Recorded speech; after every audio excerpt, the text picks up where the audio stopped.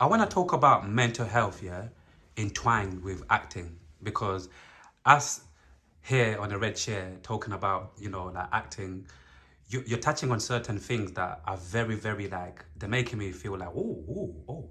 Meaning, if we talk about mental health and acting, like you said, like with you guys, your job is to basically always act like, to always embody a different character. You get what I'm trying to say? To always imagine where your job is literally to just basically learn lines to basically embody another character, right? For me, I feel like as time goes by, surely with certain people, right? Surely that could tamper with your mental health to a certain degree, right? I think, yeah.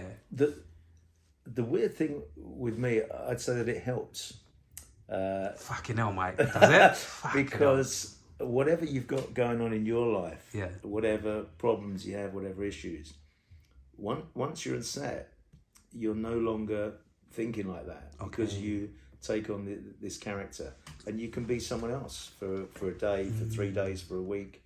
And you don't have to think about that.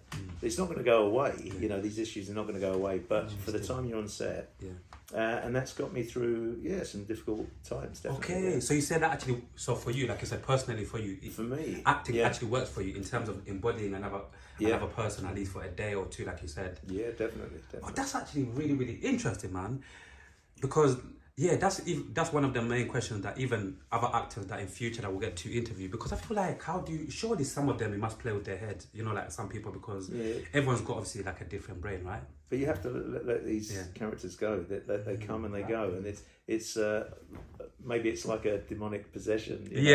And then you're cleansed and you walk away. Yeah. Hey, that's actually really interesting. But most of the we've got some of the actors, like, they do get to see the script and who they're gonna be playing. Like they get the information gets given to them, or what type of person they're gonna be playing. So it's up to you whether you wanna play a different character or another one, depending on. Yeah, you'll generally get a background story, and it'll be pretty much laid out. But even if I don't get a full character analysis and a full backstory, I like to have it in my head, because once I'm playing that character, I don't want to be questioning, what did I do when I was at school? What did I do growing up? Why am I doing this? I like to have it in my head, so that going forward, I'll be confident of everything I do on set. I'll be confident because I know the character, because I know what he would do. Exactly, yeah. Talking about I want us to talk about now, like, body language on camera, right? Once again, certain people say some of the best actors, sometimes they don't need to say much. It's all about body language, sometimes, or even facial expression, right? I want to talk about that. What are your thoughts on that? It's expression. When, as I said, I did a lot of theatre before I even got into film. Yeah.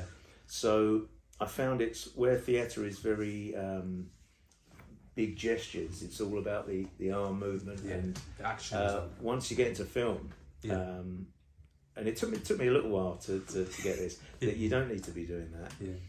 It can be a look, it can be a nod, it can be subtle gestures. It can be a hand on the chin. It can be what you're doing with your hands. And you can say a lot without words.